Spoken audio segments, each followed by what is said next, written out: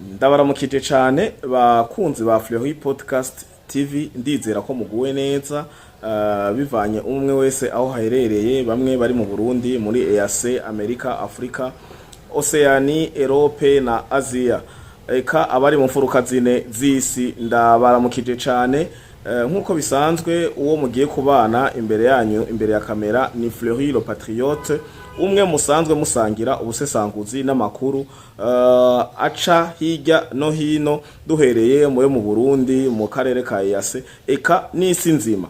Abamwe bakavuga ati izi ni ingaruka z'intambara ya Kongo, abandi ati aya n'amaraso y'inzirakarengane za Kongo.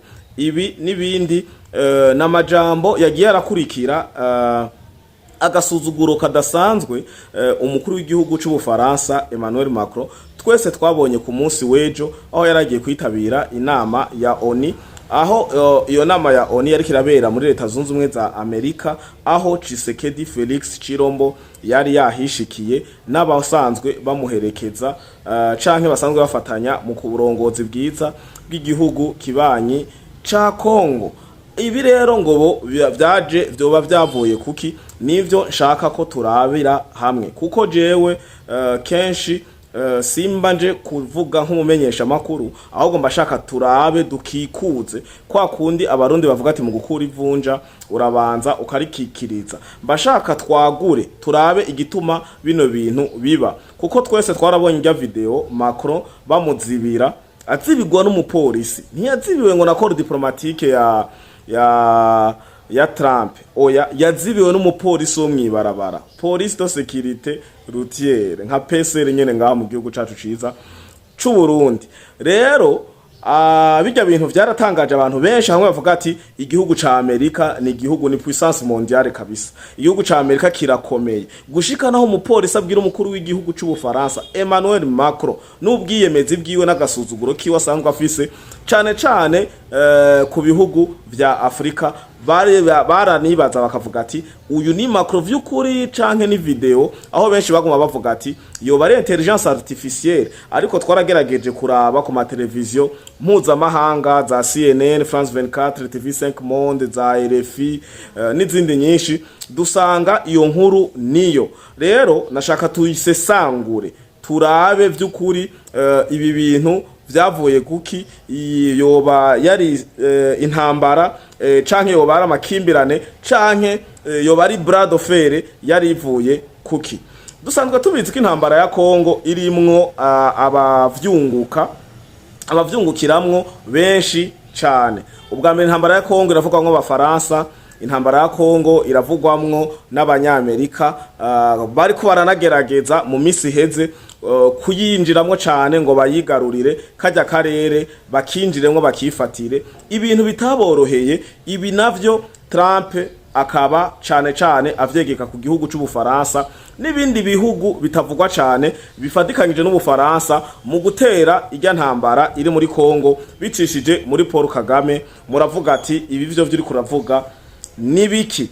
Dusanzwe tubizi ko iriya ntambara iri muri Kongo Kagame ubwiwe canke u Rwanda ubwabwo rudashoboye gutera irya ntambara ngo ruyishobore canke ruyigeze hajya canke imare kino kiringo imaze, ari u Rwanda urya gihugu c'u Rwanda ubwaco kivyifashijemwo. Igihugu c'u Rwanda rero vyaravuzwe kandi vyagiye birashirwa ku mugaragaro, aho abahinga mu vy'intambara canke abahinga mu busesanguzi bakoresha izi strategy twe dukoresha, bakoresha amasatelite, bakoresha n'ibindi bikoresho vyinshi bipima ubushuhe, bipima presence y'abantu, ko aho hantu hari abantu.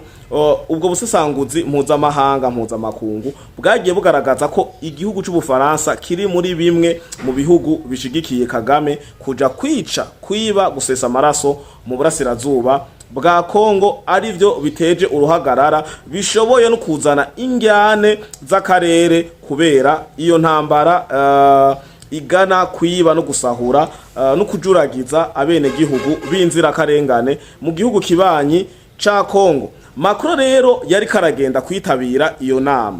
Mugabe imbere yuko agenda kwitabira iyo nama ya ONU, yari bahuje nkuko nabibabwiye, harimo abakuru b'ibihugu benshi ba Afrika, harimo na Palestine bari bahari benshi barakuru bihugu benshi cyane cyane ibihugu bihurikiye muri kajya kanama kaoni. Rero Macron imbere ko iyo nama itangura acashaka kuja kuri ambassade y'Ubufaransa mu gihugu ca Amerika, muri Amerika i New York, iri muri New York niho bamuzibira.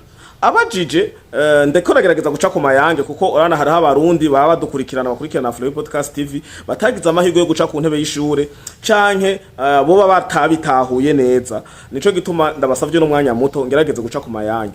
Yari karaja rero ku buserukizi bw'Ubufaransa buri muri New York, hama baca baramuzibira.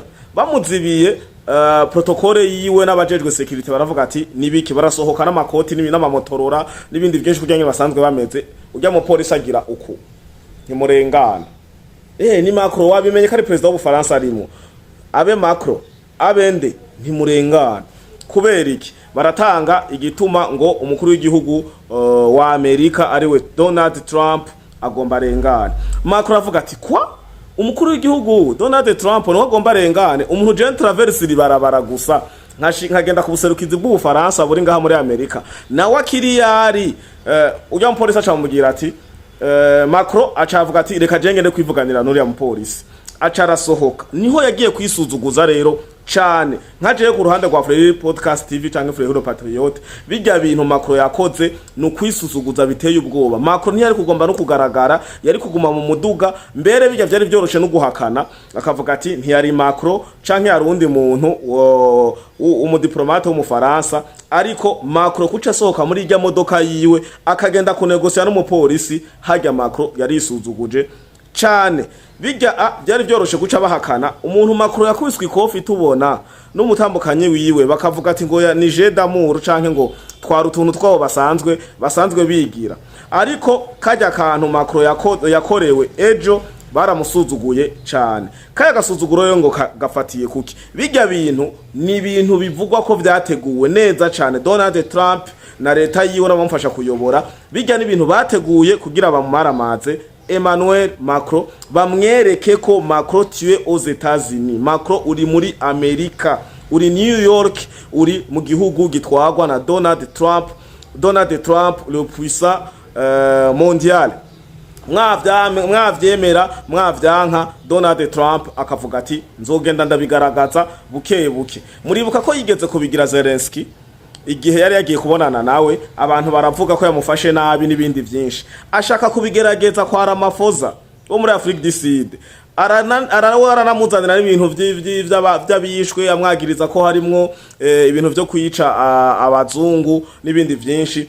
Trump iyo ngeso arayifise gushaka gusuzugura abandi barongozi bose bari munsi bayoboye ibindi bihugu, akibagira ko kira gihugu cyose kirende panda kiri souverain. Rero Trump ibi yabikoreye Macron kubera bapfa Congo. Ngomba ndabije ko rero neza na neza mwavuga ati uraturambiye tubwire. Rero Trump yaragerageje, mwibuke ko basirisimvye inshuro nyinshi muri Amerika.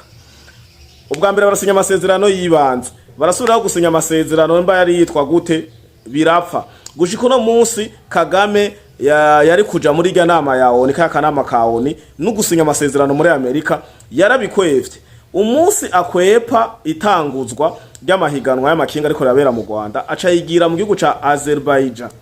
Bivugwa ko yo bayagiye ngo kugura ibigwanisho aha abasatirizi biwe canke zankozi zikibi zambwebwe n'inyenzi za sarambwe ziriko zirasesa amaraso mu gihugu kibanyi ca Kongo, ngo kubera bamaze imisi basugerejwe n'amadrone. Kandi akaba yarumvise mu majambo ya Tshisekedi avuga ati Doha na Amerika bikanka nta biganiro je nzosubiramwo, vyaraheze. Ubu Tshisekedi amaze indwi yose abombarda drone Sukhoi n'ubundi bwoko bwose bw'amadrone bukora ibara imasisi gushika ku munsi wejo. Ndibaza ko na makuru ntarashikira canke ngo ndayatohoze neza, ndibaza ko no mukuru no munsi mu gatondo yabazindukije ko ibisasu.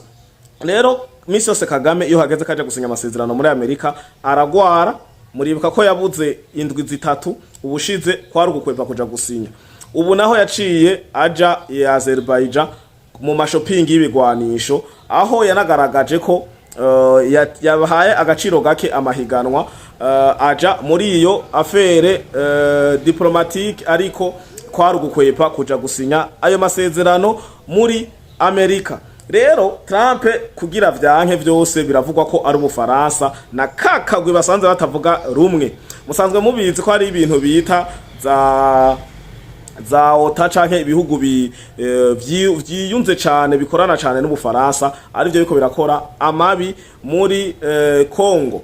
Rero Trump umugambi wiwe wo kuja kwigarurira bimwe vyaba ngo Black Water n'ibindi vyinshi byo kuja kwigarurira uburasirazuba bwa Congo hamwe muri bwa butare vyarase biranka PPP ibi navyo bikaba vyaburijwemo canke vyasutswemo amazi n'Ubufaransa. Ijambo tudakekeranya Emmanuel Macron yashikirije yavuze mvunaguye ko hageze ko basubiza mu nzira ivya Congo vy'umutekano na souveraineté ya Congo, hanyuma Ubufaransa bugiye kuvyifatira mu minwe bizobera i Paris. Aka kantu rero yavugiye mu nama ya ONU nimwibaze ngo yakavuze ari kijuju nawe ibi yaca bishira ku mugaragaro kubera bamukoreye kariya kantu. Hajya Macron umuravye kungena yeka aravuga benshi ngo nabakurikirana langage de signe canke imvugo y'umubiri langage corporel baravuga ko Macron atarameze neza, yavuze biriya bishikirije abishira ku mugaragaro kugira yereke Trump ko Macron nawe nyene abigiyemo. Ubu Macron ukurikije amajambo yavuze vyagaragara neza cane ko ahamagariye ibiyago vya zambwebwe za sarambwe hariya ngo zigende kubonanira na leta ya Congo i Paris mu Bufaransa abijemwo hagati nawe abe Macron arabe rero ko yobisukamwo mabisi. Irashire kuba ari strategy ya Macron kugira nawe yigaragaze ko asumba Amerika, yigaragaze ko asumba Doha kuko Qatar na Amerika nise n'umwana. Umva Trump yari yabicishije muri Amerika kubera yavuze ati aya mategeko yose ndayazanye muri Amerika boya kwepa boya ntiboye vyemera arivyo na Kagame yakoze mu kuyakwepa. Trump acarabigabura hajya ntera koze ubujuju yari yafashe asinyisha amasezerano makeyi muri leta zunze ubumwe za Amerika, ayandi nayo aca yarungika idoha muri Qatar kugira arabe ko bica vyoroha. Muri izo nzira zose zibiri birananirana. Ubu rero Emmanuel Macron navuga ati ko wanyugariye ko waje kunyereka gasuzuguro ngomba rero ndakwereke ku mugaragaro ko jewe ndi Emmanuel Macron kandi runo rugamba Emmanuel Macron arashoboye kurutsinda, arashoboye guhagarika biriya kuko Emmanuel Macron abirimwo. Ijya ntambara mu ruwasirazuba bwa Congo Emmanuel Macron ayirimwo ibice 98 kwijana. Rero Macron hamwe yoshaka kugaragaza agasuzuguro ashaka gusuzugura leta zunze ubumwe za Amerika na Qatar akababwira ati mwarabigiyemwo biranka ariko je Emmanuel Macron Ubufaransa nabo dufashanya kurongora ngibi twabikoze akarere kabaye neza. Arashoboye kubihoya akababwira ati umviriza subiza uburere mwafashe bakiga ukungene bagenda kurangiza ari amakimbirane canke iriya ntambara iri mu burasirazuba bwa Congo. Uwo n'umwizero jewe mfise canke bigashoboka kuba pire kuko Trump dusanzwe tumuzi nawe nyene ari Britain murazi ibihugu ya Amerika yateye ni vyinshi, Iraq, Iran, iza n'ahandi henshi. Rero mu ncamake ubusesanguzi canke ikiyago nashaka ko tugiranira twisunze ku vyabaye kuri Emmanuel Macron cariki. Emmanuel Macron hajya ntiyazibiwe au hasard canke ngo kubwisanganya. Emmanuel Macron bamuzibiye nibigirankana.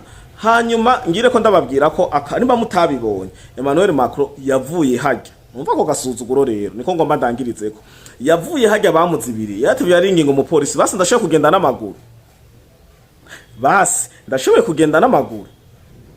Ibi niko ndavuga ndabashiramwo video muyikurikirane mbaka kumwisha.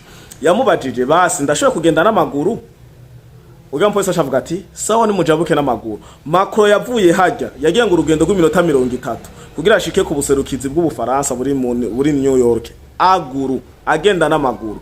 Aho mbere vyagiye biragaragara abanyagihugu bagenda baramugundara ko aho vyashitse ari yorosha ari fotozanya na bamwe mu bene gihugu bari muri iryo barabara bavuze ati Macron arahagarara barafata aga selfie nkuko bisanzwe hakujya bobona umuririmbyi umukinyi w'umupira umustar kanaka kujya ejo canke hirya ejo vyoshika no kundi muntu canke jewe bagasaba agafoto. Nuko vyagenze rero Macron baramusavye agafoto ka selfie bivanye nuko yeka aratambuka n'amaguru n'agasuzuguro karengeye. Numva na jewe ntari umukuru w'igihugu munkoreye ivyo bintu, ndumva ko reka aragasuzuguro karenze ukwemera. Rero nkuko bisanzwe abasanzwe bakurikirana Conflit Podcast TV, ndabakunda cane.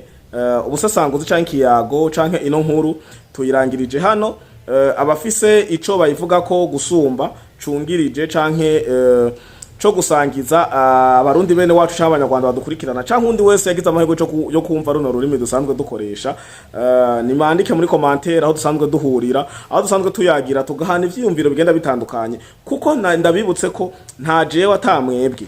Rero nkuko biri urabitse ko hariho groupe ya Conflit Podcast TV ariho benshi batanga n'ivyumviro bigenda bitandukanye. Ndabakengurukiye cyane amaze kugira sabone na subscribe, namwe mufatira link canke mufatira ibiganiro mu nzira, mwiyaranje mugire sabone canke subscribe kugira umunsi ukurikira nitwakora ikiganiro gikurikira iki canke undi munsi muzobe mu bambere bazoshobora gukurikirana ano makuru ku mwanya. Hama twongera tubibutsa ko ari urubuga rushasha rwitwa Ingoma Magazine, hariko akagoma kirabura, mugende mufyonde ko subscribe, muraza gusangaho video zitanu zimaze ko imisi, kuko rujya rubuga twagomba kurukoresha tuca turabanza turabihagarika. Ubu rero kuko bari mu nzira zo kugara imbuga zigenda zitandukanye mu Rwanda, bugaye gwa Roki, gwa Scovia, gwa GDO, gwa Ismail Mwanafunzi n'abandi, abo nibo ngerageje kuvuga batanu batandatu ibihangange mu vy'imbuga mu Rwanda bose imbuga zabo zarugawe, izindi baziha ibihano biteye ubwoba, aho abanyarwanda bose bacitse intege. Nimutababona ntimuze mutangara, barashoboye mugo guca nawo bakreya, kuko benshi batanguye gukreya ibiti ko turababwira. Roki yaramaze gukora video ahamagarira abanyarwanda bari basanzwe bamufollowinga kuri irya channel yiwe abimurira ku yindi. Nivyo natwe turiko turabasaba, bigikunda hakiri kare, tukibonana tukivuga mukabona ibiganiro, mugende mufyonde kuri Ingoma Magazine, twagure ruriya rubuga, hamwe vyoshika bikaba kuri Conflit Podcast TV ibiko biraba muri ico gihugu kibanyi c'u Rwanda, tuzobe dufise urubuga tuyagirako duhurirako. Ndabakunda cane, mugire aho muba mwubahwe. Ciao ciao.